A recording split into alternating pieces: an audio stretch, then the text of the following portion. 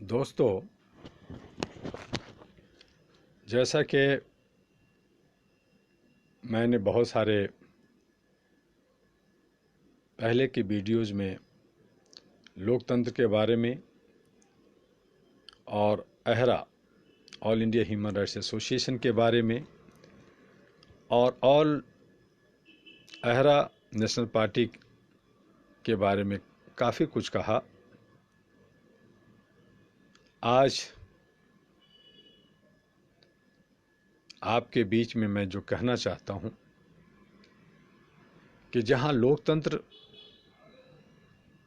जनता का नहीं रहा, चंद लोगों का रहा,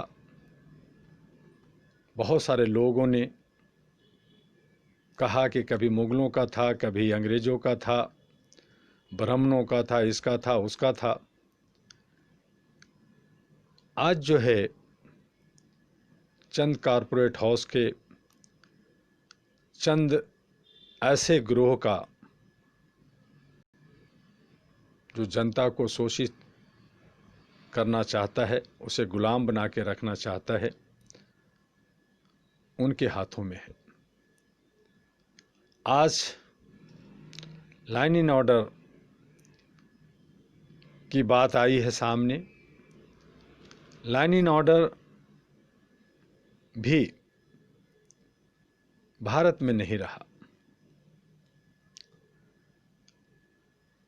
अगर हम विकास दुबे की बात करें या किसी भी को करें जिन्हें गलत काम कर रहे हैं, आतंक फैला रहे हैं या वो गैंगस्टर हैं, उनको सज़ा मिलनी चाहिए।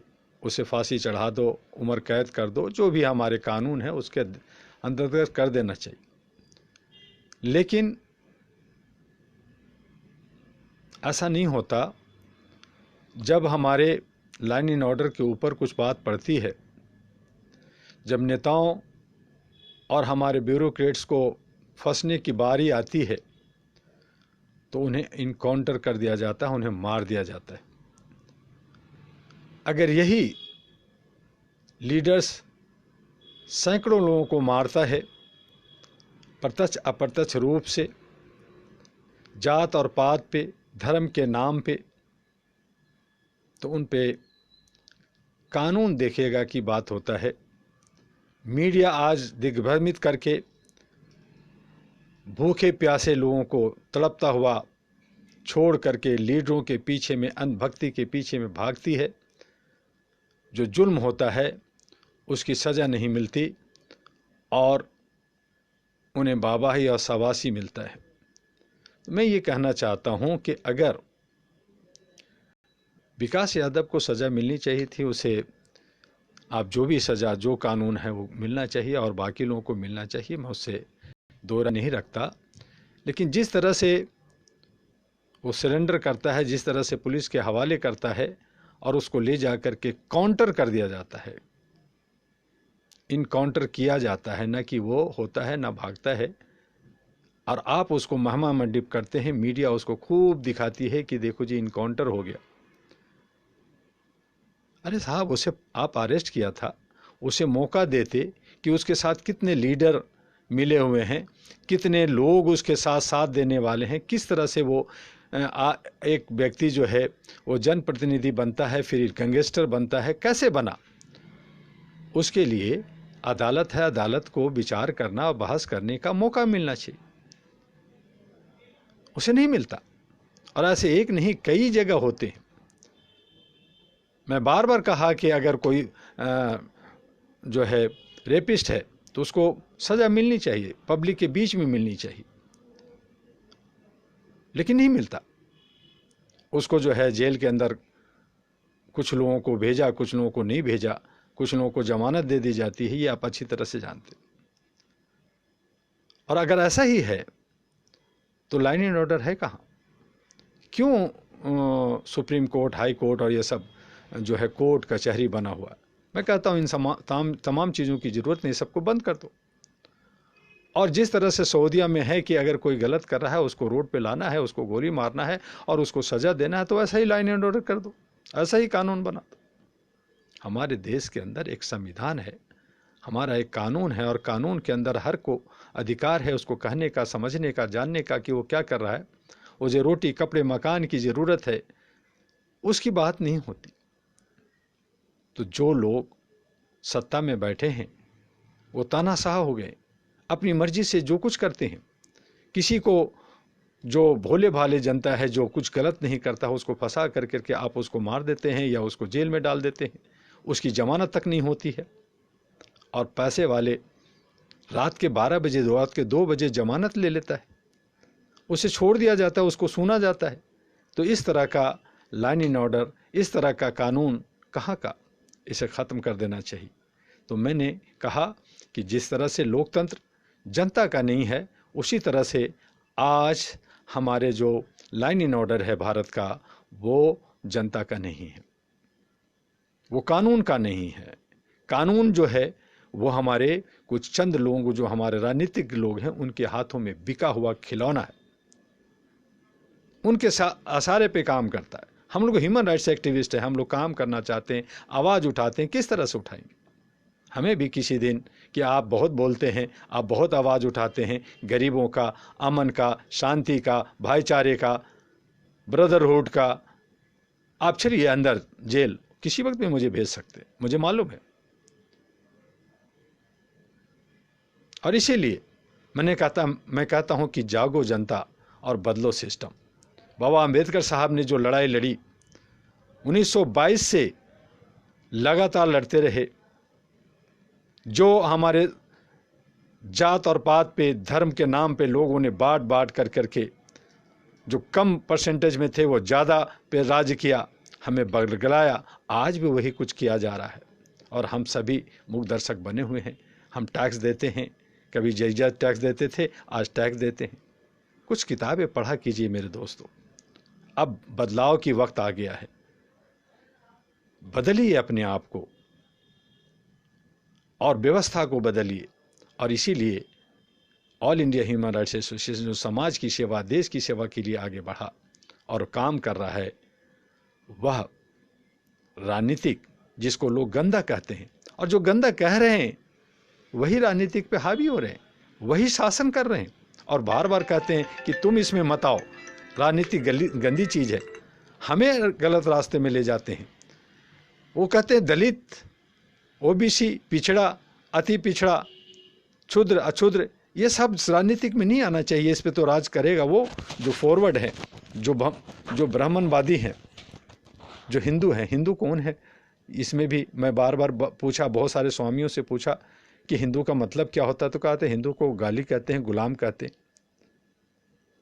अक्षुद्रों को कहा जाता था और अब उसी के नाम पे आप रोटी सेक रहे, उनको सत्ता में भागीदारी नहीं दे रहे। तो मेरे दोस्तों, चाहे आप किसी भी वर्ण के हो, किसी भी जाति का हो, किसी भी धर्म का हो, मुझे उस पर बहस नहीं करना। आपकी आस्था है, जहाँ भी रहिए, जैसे भी रहिए, खुश रहिए, लेकिन अमन और शांति के साथ, भाईचारे के साथ। सत्ता का जो बहुत बड़ा रोल होता है हमारे समाज के अंदर, हमारी बहू बेटियां, हमारे नौजवान, हमारे रोजगार, हमारे विकास का सारा रोल मॉडल शासन से, सत्ता से बनता है। उस गलियारे में जो दबे कुचले लोग हैं, आप आइए। अहरा नेशनल पार्टी आपको जितना हो सकता है सपोर्ट करेगा, सहयोग करेगा। हम सब मिलकर करके एक नया सवेरा लाना चाहते हैं, एक नई बदलाव लाना चाहते हैं, एक नई आवाज़ देना चाहते हैं। आज न लोकतंत्र जनता का है, न आज लाइन एंड ऑर्डर जनता का है। जो चाहता है शासन प्रशासक, जो चाहता है हमारे जनप्रतिनिधि, जो सेवक हैं, जो हमारे चौकीदार हैं, हमारे जो नौकर हैं, सेवक हैं जनता का, वो जो चाहता है वो करता है। तो ये ठीक नहीं है। कानून अगर है तो इक्वलिटी के साथ होनी चाहिए, सबके साथ समानता के साथ होना चाहिए। एक भिखमंगे के ऊपर वही एक्ट लगता है, वही चीज़ लगता है जो एक राजा, एक लीडर पे होना चाहिए। सबको समान रूप से होना चाहिए। सबको अरेस्ट करने का जो सिस्टम है, सब पे जो सज़ा का जो सिस्टम है, उसके जो सुनने और सुनवाई की जो जो सिस्टम है सब पे इक्वलिटी के साथ होनी चाहिए, बराबर होनी चाहिए। लेकिन क्या ये बराबर है? क्या ऐसा बराबर होता है? आप देखते हैं, सुनते हैं, मीडिया अपने को बचाने के लिए जो बहुत बड़ी एक रोल अदा करता है, जो हमारे सिस्टम का चौथा स्तंभ कहलाता है, और वो जब अंधभक्त हो जाता है, वह जब पैसे के पीछे भागने लगता है और सही आईना नहीं दिखाता, लोगों को दिग्भ्रमित करता है, और जो शासक है चाहे वो निरंकुश है या कुछ भी है उसका साथ देता है, तो आप समझ लीजिए कि देश रसातल में चला गया। और यही काम आज हो रहा है। उसका भी विरोध कीजिए, आवाज़ उठाइए, सिस्टमेटिक, कानूनी। मैं ये नहीं कहता कि आप डंडा उठाइए, आप उस पर गाली गलौज कीजिए, नहीं, बहुत ही सभ्यता के तरीके से। और मैं आपको कहना चाहता हूं कि अगर भारत के कोर्ट्स आपको साथ नहीं देती तो आप अहरा के साथ आइए, मैं आपकी आवाज़ को अंतर्राष्ट्रीय अदालत में ले जाने के लिए तैयार बैठा हूं।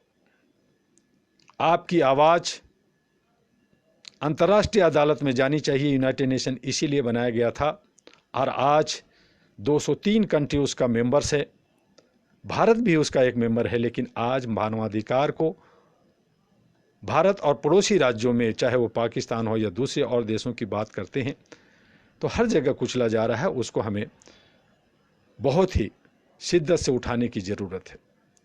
और अगर ऐसा नहीं होता तो यूनाइटेड नेशन को भी बंद कर देना चाहिए, और मानव और दानव जो लोग जो हमारे ऊपर हुकूमत करना चाहते हैं करने दीजिए, ख़त्म कर दीजिए। जो दबंग हैं, लट्ठैत हैं, जो बहुत बड़े अपने आप को समझते हैं, जो कहते हैं कि मैं राजा हूँ, मैं देश का प्रधानमंत्री राष्ट्रपति हूँ, वगैरह वगैरह हूँ, तो वो जो जुल्म करते हैं करने दीजिए।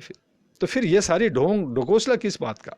मैं बार बार कहा कि ख़त्म कर दो, कोर्ट कचहरी ख़त्म करो, यूनाइटेड नेशन ख़त्म करो, सारी सिविल सोसाइटी जो भारत के अंदर 42 लाख से ज़्यादा सामाजिक संगठन है, उन तमाम लोगों को बंद करके घरों में बैठ जाना चाहिए और इंतज़ार करते रहना चाहिए कि कब उसके पिछवाड़े पे डंडे पड़ेंगे, उनकी बहू बेटियों को उठा लेंगे, और आप देखते रहिए। क्या ज़रूरत है? सबको बंद कर दीजिए। लेकिन झोला लटका करके हम कुछ पैसों के लिए, कुछ दान अनुदान के लिए हम लोगों के पीछे भागते रहते हैं। ये ठीक नहीं है, इससे बचने की ज़रूरत है, और मानवीय मूल्यों को बचाने की ज़रूरत है, ह्यूमैनिटी को बचाने की ज़रूरत है, इंसानियत को बचाने की ज़रूरत है। चाहे वो गैंगस्टर हो, चाहे बदमाश हो, उसको पकड़ करके आप अगर 1 महीना उसको कस्टडी में रखते, उसके सारे एविडेंस, सारे उसके जो क्या क्या किया, किससे किससे मिला, कहाँ कहाँ गया, कौन उसको साथ दे रहा था, किसके सह पे हमारे 8 पुलिस वाले को मारा, किसके सह पे वो अपना राज्य चला रहा था, इन तमाम चीज़ों को जानने का हक जनता को है। लेकिन आपने उन तमाम चीज़ों को एक झटके में ही इनकाउंटर करके ख़त्म कर दिया, फाइल क्लोज। लेकिन एक छोटा सा व्यक्ति जो मुजरिम नहीं होता, आप उसे मुजरिम करते हैं, उसको मारते हैं, पीटते हैं, टॉर्चर करते हैं। ऐसे कई केसेस मेरे ह्यूमन राइट्स के 32 साल के जीवन काल में ऐसे मिले कि ऐसे नौजवानों को जिनका कोई कसूर नहीं था, छोटे मोटे हल्के फुल्के कोई काम ऐसा हो जाता है, गलतियां होती हैं, गालियां देते हैं, कुछ और बात होती है, आप उसके बदन पे कील ठोका, 1-2 नहीं, 3-3, 4-4 महीने तक कील ठोकते रहे, उसको टॉर्चर करते रहे, थाने में बंद रखा, रूम्स में बंद रखा, उसको खाना नहीं दिया, कपड़ा नहीं दिया, उसको कोई जमानत लेने वाला नहीं रहा, और वो तिल तिल करके मर गया। और ऐसे न जाने हजारों लाखों लोग आज तिल तिल करके मर रहे हैं। पुराने ज़मानों को जब मैं समझता, मैं देखा, बहुत सारे किताबें मैंने पढ़ी, तो उस वक्त ऐसी ऐसी प्रथाएं थी कि जब दलित के, जो क्षुद्र के लड़कियां जवान होती थी, तो उसको सबसे पहले ब्राह्मण 21 दिन अपने घरों में रखता था, उसके साथ रेप होता था, और फिर कहता था कि तुम ससुराल जाने के लायक हो। ये कैसी प्रथा थी? केरल के अंदर स्तन का टैक्स देना पड़ता था कि आप सीना खोलेंगे तो आपको नहीं दिखा सकते, सीने को ढक के रखिए, और उसके लिए फिर ब्राह्मण को आपको उसको खुश करना होगा। तो ऐसे ना जाने बहुत सारी विधियाँ, बहुत सारी बातें जो हमारे समाज को तोड़ता है, विखंडित। ठीक है, समय के साथ वो गुजर गया, हम भूल जाना चाहते हैं, हम बीते हुए चीज़ों को भूल जाना चाहते हैं, क्या हुआ, मुगलों ने क्या किया। हमारे अंग्रेजों ने क्या किया, हमारे राजाओं ने क्या किया, हमारे ऊपर बहुत सारे कुछ हुए। हम तमाम चीज़ों को भूल जाना चाहते और भूल कर करके ये लोकतंत्र का जो अडमना दिया गया, ये जो एक प्रपंच बनाया गया, ये जो जात और पात के नाम पे लोगों को तोड़ करके टुकड़े टुकड़े किया गया, तमाम लोगों को, सब चीज़ों को ख़त्म करके, सारे बंधन को ख़त्म कर करके हमें आगे बढ़ने की ज़रूरत है। प्यार और मोहब्बत बढ़ाने की ज़रूरत है, सद्भावना बढ़ाने की ज़रूरत है, ब्रदरहुड, भाईचारा बढ़ाने की ज़रूरत है। चाहे वो हिंदू हो या मुसलमान, सिख हो या ईसाई, हर एक हैं भाई भाई, और आपसी एक भाईचारा होना चाहिए। इंटरकास्ट को आगे बढ़ाना चाहिए। एक जात दूसरी जात में शादी करें, उन पर रोक नहीं होनी चाहिए। कानून भी कहता है, बहुत सारे गलत कानून थे, उसको ख़त्म भी किया गया, लेकिन नहीं, उस पर तो बहुत बड़ा बवाल हो जाता है। अगर एक ब्राह्मण, एक आदिवासी, एक शूद्र से शादी कर ले तो बहुत बड़ा हंगामा हो जाता है, गोलियां चलती है, उसको समाज से बाहर कर दिया जाता है। तो इन तमाम चीज़ों को हमें समझना होगा और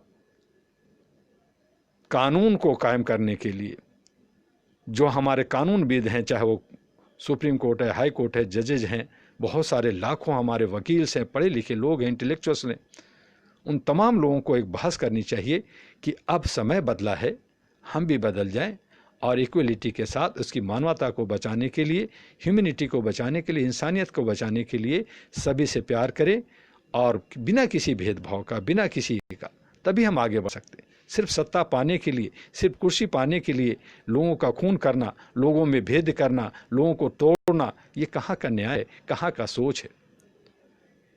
जिन लोगों ने ऐसा किया, ऐसा सोचा, कि आज वो जिंदा है, हम लोग क्या आगे जिंदा रहेंगे?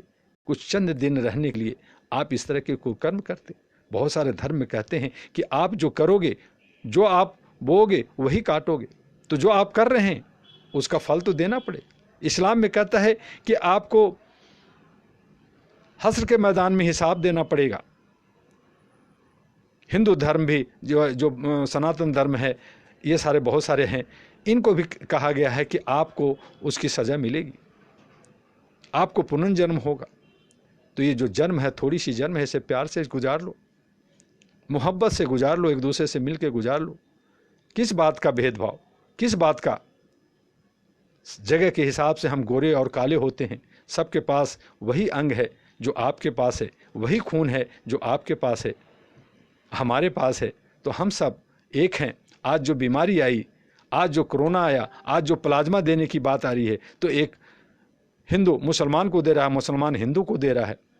कहाँ गया जात? कहाँ वहाँ पूछा जाता है कि नहीं, मैं मुसलमान का प्लाज्मा नहीं लूँगा? वो कहता है मेरी जान बचा लो। तो इन तमाम चीज़ों को हमें समझना होगा बारीकी से, और लोग समझते भी हैं, ऐसा नहीं है कि नहीं समझते। इस पर बहुत सारा डायलॉग देने की ज़रूरत ही नहीं है। अब बहुत जागरूक हो गए। All India human rights association AHRA पिछले 32 वर्षों से लोगों को काफ़ी जागरूक कर दिया है। हमारे लोग कोई बड़े लीडर्स नहीं बने, बड़े हमारे पैसे वाले उद्योगपति नहीं बने, लेकिन हमें इस बात का गर्व है कि आज लोग आवाज़ उठाने लगे हैं, मानवता की बात करने लगे हैं। ये मेरी जीत है। आज मानवाधिकार को जब हमने आवाज़ उठाई थी, पूरे भारत के अंदर एक भी ऐसी संस्था नहीं थी जो ह्यूमन राइट्स पे आवाज़ उठा सके। हमने इसको रिफॉर्म किया भारत के अंदर। यूनाइटेड नेशन की बातों को हमने पूरे भारत में, मैं चाहता तो मैं IAS बनता, IPS बनता, कमाता, एक बीवियां और बच्चों के साथ ऐश करता, देश विदेश घूमता, लेकिन मैं सबका तिलानी दे करके समाज को जगाने के लिए, समाज को एक अमन और शांति के लिए, भाईचारा के लिए, मैंने सबको छोड़ कर करके मानवाधिकार के काम को चुना और उसका रिजल्ट हमें मिला। मैं खुश हूँ कि ह्यूमन राइट्स कमीशन बना, स्टेट कमीशन बना, स्कूल कॉलेज के अंदर ह्यूमन राइट्स की पढ़ाई हुई और 1700 से ज़्यादा आज ह्यूमन राइट्स पे संस्थाएं बना के काम कर रहे हैं। जिसका विजन मिशन क्या है मुझे नहीं मालूम, लेकिन अहरा का लोगों ने नकल किया। बहुत सारे राज्यों में मानवाधिकार पे दमन हो रहा है, मानवाधिकार संस्थाओं को बदनाम करने की कोशिश हो रही है, मानवाधिकार के लोग कार्यकर्ताओं को कि नहीं ह्यूमन राइट्स नहीं लिख सकते, काम नहीं कर सकते। क्या किसी की बपोती है? अगर ऐसा ही है तो कमीशन है, बंद कर दो। सारे राज्यों के अंदर कमीशन है, बंद कर दो। सारे स्कूल कॉलेज में किताबों में मानवाधिकार लिखा है या पढ़ाया जा रहा है, उसको ख़त्म कर दो। जिस दिन ऐसा कर दोगे मैं आपको वचन देता हूं कि AHRA all India human rights association अपनी बुढ़िया बिस्तरा बंद कर देगा, खत्म कर देगा। मुझे जरूरत नहीं है।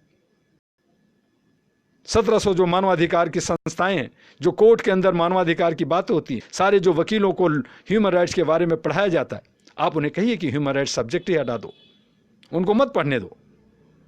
महाराष्ट्र की पुलिस लगातार हमारे ह्यूमन राइट्स कार्यकर्ताओं को परेशान कर रही है। मैं देख रहा हूं, मैं सुन रहा हूं, कई राज्यों में ऐसा हो रहा है। ऐसा ना हो कि मुझे अंतर्राष्ट्रीय कोर्ट में इसके लिए जाना पड़े, मुझे इसके लिए आंदोलन छेड़ना पड़े। और अगर ऐसा हुआ तो ठीक नहीं होगा उन लोगों के लिए जो ये समझते हैं कि मैं लोगों को दबा कर करके, उसको परेशान कर करके, उस पर जुल्म कर करके मैं शासक बन जाऊंगा, मैं सोने का हीरे के महलों में रहूंगा, मैं मोती खाऊंगा। तो ऐसी सोच रखने वाले अपनी सोच को बदल लो। तुम भी हाड़ मास के बने हो, तुम्हें भी बीमार होना है, तुम्हें भी कोरोना होना है, तुम्हें भी कैंसर होना है, तुम्हें भी HIV होना है, तुम्हें भी बहुत सारी बीमारियां लगनी है। और लगेगी तो तुम थाली बजाना, और तुम जो है थाली बजाना और मोमबत्ती लेकर के घूमना। जब कुछ होता है तो भागते हो। बाप बाप कभी कहीं नहीं कहते कि हॉस्पिटल में मेरे जात लोग हैं या नहीं हैं, मैं दूसरे डॉक्टर से नहीं दिखाऊंगा। जब आपकी बीबी प्रेग्नेंट होती है तो उसको ये नहीं कहते कि कौन उसका डिलीवरी करेगा, डॉक्टर साहब बचा लो। डॉक्टर साहब से पूछा कि कौन से जात के हैं, कौन से धर्म के हैं। आज आप सब लोग पढ़े लिखे समझदार हो गए हैं, आप उसको समझिए और अपने को बदलिए। बदलने की जरूरत है।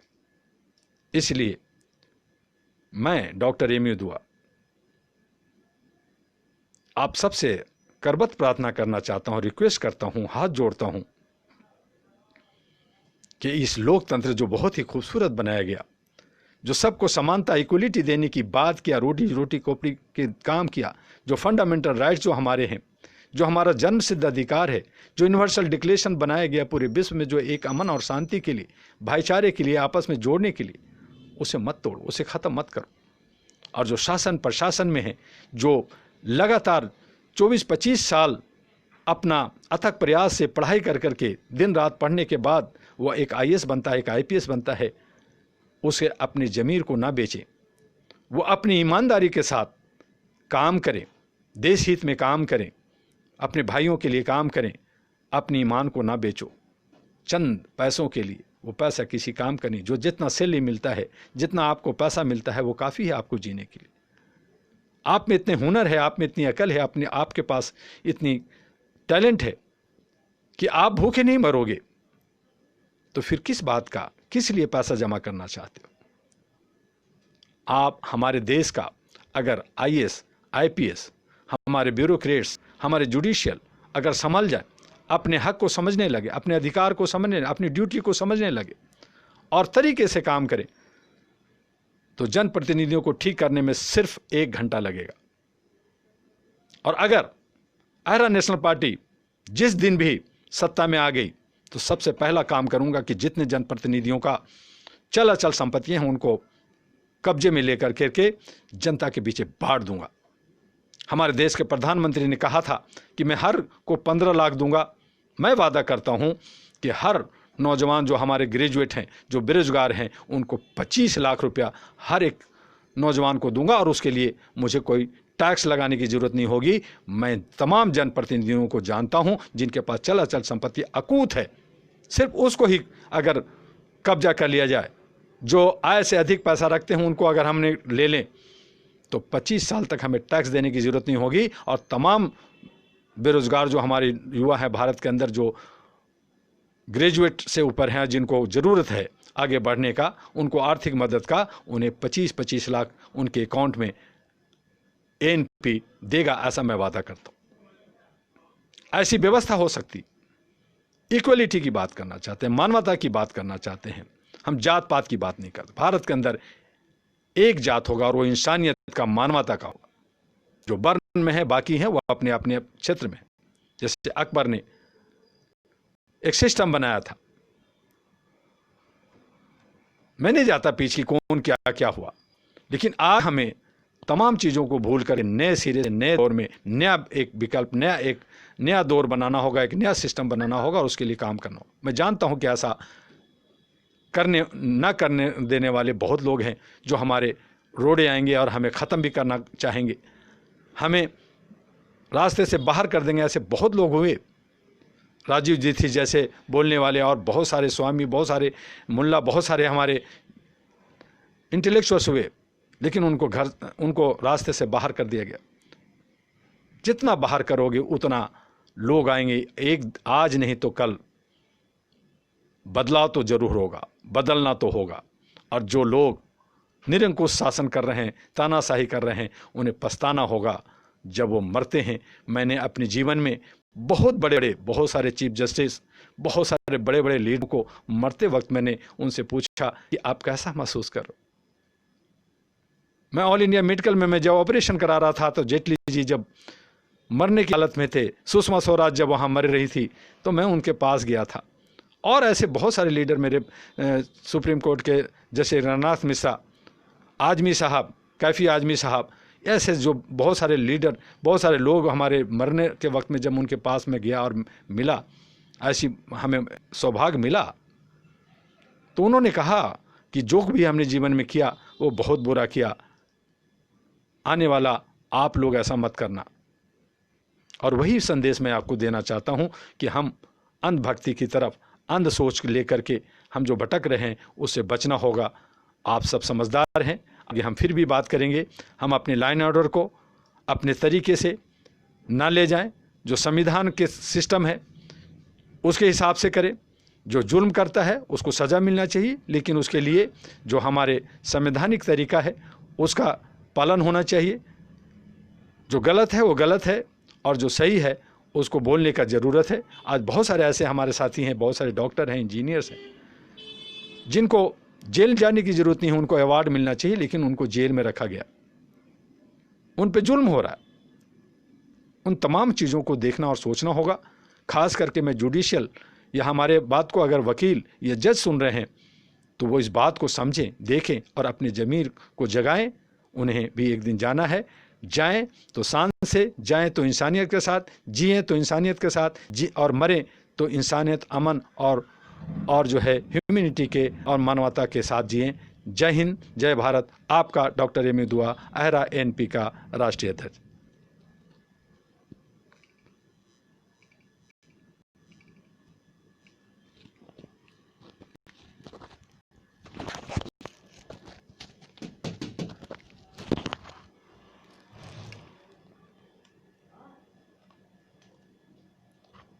अरे इसको फिनिश कर दिया तो ये